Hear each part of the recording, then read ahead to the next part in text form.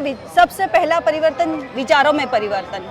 मैं किसी का बुरा करती नहीं थी, पर अगर कोई मेरे साथ बुरा करता तो मेरे को बुरा लगता था, एक द्वेष भाव मन में रहता कि नहीं ये गलत क्यों, क्या मैं भी करूँ गलत, क्यों ऐसा हुआ, ये वाली भावना रहती थी। पर विचारों में इतना परिवर्तन बाबा ने किया, हर जगह हर चीज़ में, और इतने छोटे बड़े अनुभव है मेरे जीवन में। मैं हर बार बाबा की परीक्षा ही लेती रहती थी, कभी भी बाबा को मैंने ओम साई राम। ये एवं तो आ गई है 83 नंबर की कहानी, जो कि है केवल और केवल साईं भक्तों की ज़ुबानी। लीला बहुत खूबसूरत है, बहुत ही छोटी सी है और बहुत कम शब्दों में बाबा के प्रति जो विश्वास है और उनकी जो भक्त ने परीक्षा ली है वो बड़ी अद्भुत है, और बाबा ने भी उनका उतना ही साथ दिया है। कोविड जैसे इतने टफ टाइम में अगर कोई आपके साथ था तो वो शायद आपका पैसा या आपकी दुआ और आपका कुछ अच्छे कर्म ही थे। तो सेम ऐसा ही कुछ हुआ है कि भक्त के साथ कि बाबा खड़े रहे साथ, और मैं सोचती हूँ अगर बाबा खड़े हैं तो ये जो 3-4 चीज़ भी मैंने बताई हैं इन सब का भी कोई फ़ायदा नहीं अगर बाबा खड़े हैं। तो ऐसा ही हुआ कुछ, और बाबा एक बड़े स्वरूप में उनके घर आए। पहले उनको सपनों में उन्होंने दर्शन दिए कि मेरी मूर्ति लेके आओ या फ़ोटो जो भी है, और उसके बाद बाबा खुद चल के आए। तो ये बाबा के प्रति जो प्यार है ना भक्तों का, ये सच में बड़ा ही अनोखा अद्भुत है। और सुनिए आप बहुत छोटी सी लीला को, और लीला सुनने से पहले एक बात हमेशा ध्यान रखें कि सबसे ऊपर कर्म और इंसानियत है, उसके बाद वो जिनको आप मानते हैं। जैसे मेरे लिए मेरे साईं, आपके लिए कौन है कमेंट करके ज़रूर बताएं। और आइए सुनते हैं ये छोटी सी लीला जो कि भक्त के द्वारा बताई गई है अपने ही मुख से। आइए। बाबा से मैं 2003 से जुड़ी, जब हमारी पूरी फैमिली आई हुई थी दर्शन के लिए। उसके बाद से मेरे हस्बैंड बोले कि हम हर साल शिरडी आएंगे। तो मेरा मानना था कि हर साल शिरडी क्यों आना, और भी जगह है घूमने की, शिरडी ही क्यों। बोले नहीं हर साल आएंगे। तो मैं बिना मन से आ जाती थी, 1-2 साल आई। उसके बाद पता नहीं क्या बाबा की कृपा हुई मुझ पर कि वो एक बार तो ऐसा हुआ कि मैं बिल्कुल जाते वक्त ऐसे बेटी बाप के घर से विदा होती है इस तरह से रोने लगी। तो मुझे कुछ समझ ही नहीं आया कि ये क्या हो रहा है। अच्छा, समझ पता नहीं क्यों रोना आ रहा है, कभी मैं ऐसा रोई नहीं। उसके बाद से मेरे जीवन में सबसे पहला परिवर्तन विचारों में परिवर्तन। मैं किसी का बुरा करती नहीं थी, पर अगर कोई मेरे साथ बुरा करता तो मेरे को बुरा लगता था, एक द्वेष भाव मन में रहता कि नहीं ये गलत क्यों, क्या मैं भी करूँ गलत, क्यों ऐसा हुआ, ये वाली भावना रहती थी। पर विचारों में इतना परिवर्तन बाबा ने किया, हर जगह हर चीज़ में, और इतने छोटे बड़े अनुभव है मेरे जीवन में। मैं हर बार बाबा की परीक्षा ही लेती रहती थी, कभी भी बाबा को मैंने समझा नहीं, विश्वास नहीं किया। लगता था, डाउट रहता था हमेशा बाबा पे। पर सबसे बड़ा अनुभव मेरा जीवन का 2020 का सबसे ज़्यादा बड़ा अनुभव रहा। बाबा मेरे सपने में तो 20 साल से भी मैं जुड़ी हुई हूँ, तो हर दूसरे तीसरे दिन आते ही रहते। तो मेरे को उनको कुछ समझ ही नहीं आता, हाँ ठीक है आते होंगे करके। बाकी इतना मतलब महत्व नहीं दिया बाबा की लीला को मैंने, कि बाबा की कितनी कृपा हो रही मुझ पर बाबा की कृपा हर क्षेत्र में होती गई मेरे पर।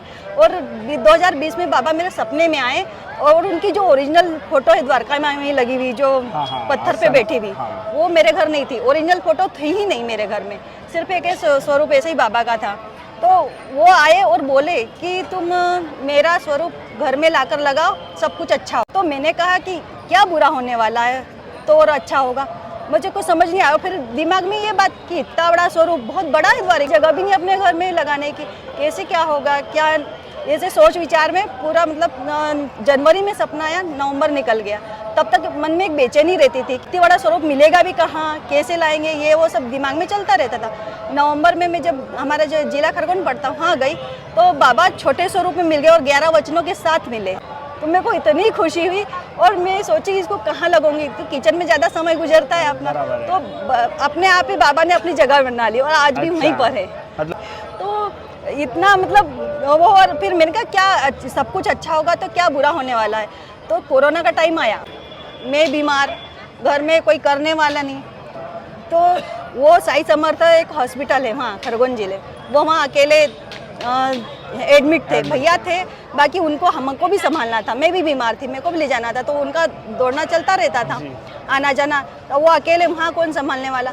तो मैंने सारा टोटल बाबा पे छोड़ दिया कि मैं जब बाबा की ये परीक्षा ली कि आपने 11 वचन दिया कि जो शिरडी आएगा आपका दुख भगाएगा, अब मेरे को तुम जो 11 वचन दिए उस पर खड़े उतरना है तुमको, अब तुम्हारी परीक्षा है, तुम मेरे को बताओ। क्योंकि उस टाइम हमारे परिवार में और आसपास पूरे मोहल्ले गांव में इतनी डेथ हो रही थी, सब लोग ऐसे जो, तो दिमाग इतना, और मैं खुद बीमार, तो मेरे को समझ ही नहीं आ रहा था कि क्या करूँ क्या करूँ।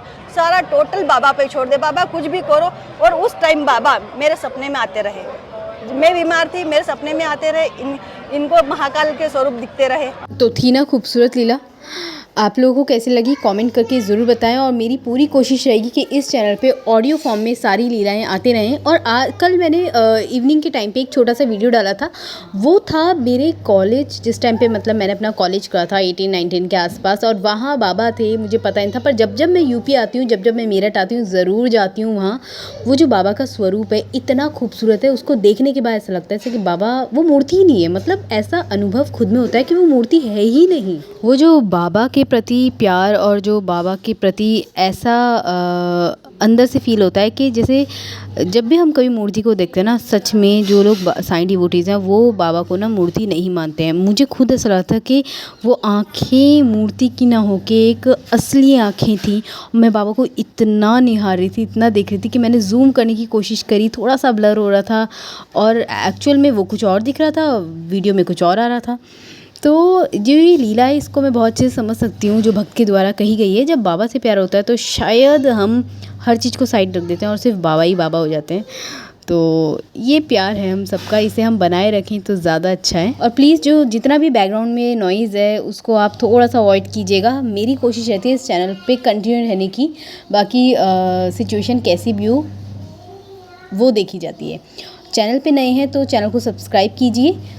कोशिश मेरी रहेगी कि जितनी लीलाएं हो सकती हैं, जितना मैं पर्सनली रिकॉर्ड कर सकती हूँ, जितना मैं सुन के रिकॉर्ड कर सकती हूँ, या जितना रिसर्च वर्क के थ्रू आप लोगों के लिए ला सकती हूँ, बाबा के प्रति प्यार बढ़ाने के लिए। क्योंकि जितना हेट्रेड बाबा के प्रति फैल चुका है ना, उसके बाद तो ऐसा लगता है जितने भी साईं डिवोटीज़ हैं उन सबको ये अपना एक टाइप से कर्तव्य होनी चाहिए कि बाबा के प्रति जितनी भी घृणा है, जितनी भी गलत विचार लोगों के दिमागों में चल रहे हैं उसको अवॉइड कराएं, या फिर अपने जो बाबा पे आपका दृढ़ विश्वास है उससे मत डोलने दें, अदरवाइज़ बहुत टफ हो जाएगा हमारे। तो मिलते हैं नेक्स्ट वीडियो में नए किसी टॉपिक के साथ, नई किसी लीला के साथ। तब तक के लिए ओम साईं राम, जय साईं राम, जय जय साईं राम। चैनल पे नए हैं सब्सक्राइब कीजिए, जितने भी साईं डिवोटीज़ हैं उन सबको लीलाएं शेयर कीजिए, ताकि बाबा के प्रति जो दृढ़ विश्वास है बने रहे, और एक्चुअल में पता रहे कि हमारे बाबा सिर्फ बाबा ही नहीं है, वो मूर्ति ही नहीं है, एक्चुअल में कुछ तो है जो सिर्फ साईं डिवोटीज़ ही जान सकते हैं।